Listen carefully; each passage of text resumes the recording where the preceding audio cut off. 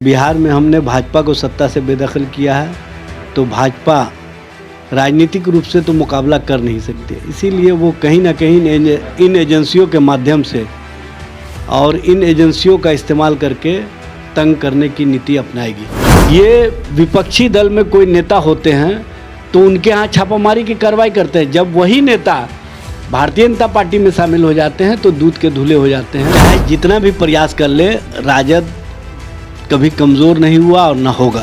और आज देश बचाने वाली सारी शक्तियाँ एकजुट होकर के खड़ी हो गई हैं। इसीलिए भारतीय जनता पार्टी को डर लग रहा है। भारतीय जनता पार्टी को अगर किसी से डर है तो वो लालू प्रसाद जी और उनके परिवार से डर है। इसीलिए इस तरह का वेंडेटा पॉलिटिक्स चल रहा है। आपकी फिटनेस का राज क्या है? एशवेल ड्रेस, ये एक ही बोतल में है।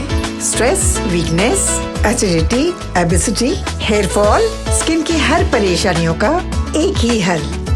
एशवेल लाइफ, डायबिटीज फ्री लाइफ।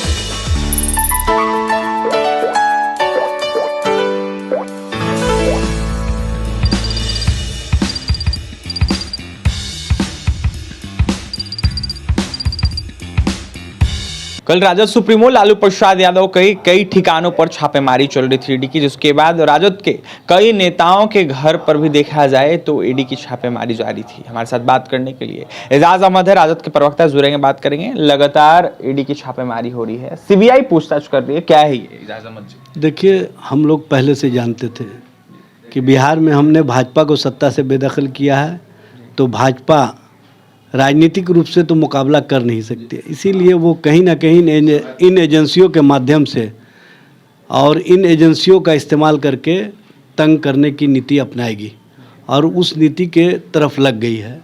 2017 में भी इसी तरह के मामले को इन्होंने बढ़ा चढ़ा करके प्रस्तुत किया था और छापेमारी की कार्रवाई तेज़ कर दी थी। और हुआ क्या? कुछ नहीं, ढाक का 3 पात। फिर जब सत्ता परिवर्तन हुआ तो मामले को खोल करके इस तरह का वेंडेटा पॉलिटिक्स किया जा रहा। 2014 से अब तक केंद्र की सरकार ने इन एजेंसियों के माध्यम से 3000 से अधिक छापेमारी की कार्रवाई करवाई है और उसमें 95% विपक्षी दल के नेता टारगेटेड रहे हैं।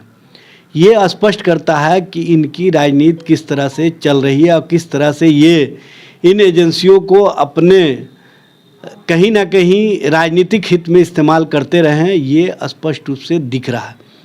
और जो मामले अदालत में पहुँचे वो कन्विक्शन रेट है 0.05%। इससे ही समझा जा सकता है कि ये किस तरह का मामला चलाते हैं। सिर्फ परसेप्शन खड़ा करते हैं, बदनाम करने की नीति चलाते हैं और अपना राजनीतिक रोटी सेकते हैं। क्या बीजेपी वाले ऐसा करवा रहे हैं? देखिए, ये तो अब बच्चा भी कहने लगा, बच्चा भी समझ रहा है कि जो लोग भी मुखर होकर के भारतीय जनता पार्टी के खिलाफ कोई राजनीतिक समीकरण बनाते हैं या राजनीतिक रूप से भारतीय जनता पार्टी के खिलाफ मुखालफत में खड़ा होते हैं तो उनको इन एजेंसियों के माध्यम से कहीं ना कहीं रोकने का प्रयास किया जाता है।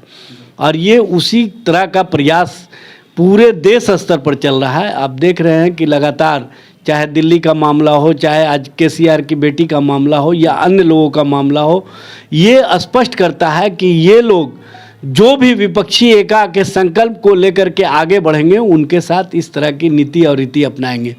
और ये स्पष्ट रूप से दिख रहा है। जब ये विपक्षी दल में कोई नेता होते हैं तो उनके यहाँ छापामारी की कार्रवाई करते हैं। जब वही नेता भारतीय जनता पार्टी में शामिल हो जाते हैं तो दूध के धुले हो जाते हैं। असम के जो अभी वर्तमान में मुख्यमंत्री हैं, जब वो कांग्रेस में थे तो पाइप घोटाले में उन पर चार्जशीट तक दाखिल कर दिया गया था। मामले को अब कहाँ पहुँचा दिया गया समझ में नहीं आता और वो अब असम के मुख्यमंत्री हैं। चुनाव प्रचार के दौरान मेघालय के मुख्यमंत्री के संबंध में माननीय प्रधानमंत्री जी ने कहा था कि भ्रष्टम मुख्यमंत्री है और इसका स्थान जेल है। लेकिन अफसोस की बात है कि उसी भ्रष्टम मुख्यमंत्री के साथ प्रधानमंत्री उनके शपथ ग्रहण में शामिल होते हैं और भारतीय जनता पार्टी उनको समर्थन देती है। ये किस तरह की राजनीति है?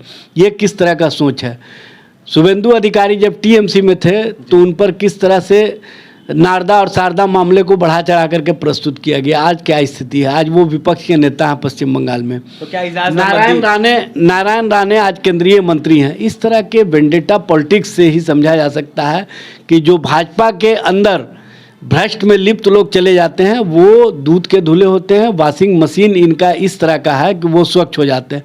ये राजनीति समझ से परे है। इसी संबंध में माननीय पूर्व मुख्य न्यायाधीश रमन्ना साहब ने एक टिप्पणी किया था कि सीबीआई, आईटी, ईडी को अपनी विश्वसनीयता बनाए रखने के लिए बेहतर ढंग से काम करना चाहिए और केंद्र सरकार को निर्देशित किया था कि इसके लिए और इनकी विश्वसनीयता बनाए रखने के लिए, स्वायत्तता बनाए रखने के लिए एक अलग से आयोग की आवश्यकता है जो इनके कार्यों की निगरानी करे। लेकिन भारत सरकार इस संबंध में कोई कार्रवाई नहीं कर रही है। अडानी के मामले पर माननीय सर्वोच्च न्यायालय ने सो मोटो नोटिस लेने का काम किया और इस पर जांच की बात कही, लेकिन अब तक इन एजेंसियों को उनके घर तक नहीं भेजा गया। यही समझ में आता है कि इनकी राजनीति किस तरह से चल रही है और ये किस तरह की राजनीति मुकाबला में इन एजेंसियों का इस्तेमाल कर रहे हैं। अंतिम सवाल रहेगा इजाज़ अहमद जी आपसे, जिस तरीके से 24 और 25 का चुनाव आने वाला है, इसको देखते हुए क्या भाजपा वाले लोग राजद को कमजोर करने की कोशिश कर रहे हैं? देखिए, चाहे जितना भी प्रयास कर ले, राजद कभी कमज़ोर नहीं हुआ और न होगा। और राजद संकल्पित है उन मामलों में कि नफरत बढ़ाने वाली शक्तियों को समाप्त करना है, सांप्रदायिक शक्तियों को समाप्त करना है, देश बचाने वाली शक्तियों को मजबूती से खड़ा होना होगा। और आज देश बचाने वाली सारी शक्तियाँ एकजुट होकर के खड़ी हो गई हैं। इसीलिए भारतीय जनता पार्टी को डर लग रहा है। और जो इंटरनल सर्वे आया है उसमें भारतीय जनता पार्टी बिहार में तो हारती दिख ही रही है, बिहार के कारण देश में भी हारती दिख रही है। इसीलिए इस बेचैनी में इस तरह का कहीं ना कहीं कार्य किया जा रहा है और ये कार्य ही बताता है कि भारतीय जनता पार्टी को अगर किसी से डर है तो वो लालू प्रसाद जी और उनके परिवार से डर है। इसीलिए इस तरह का वेंडेटा पॉलिटिक्स चल रहा है।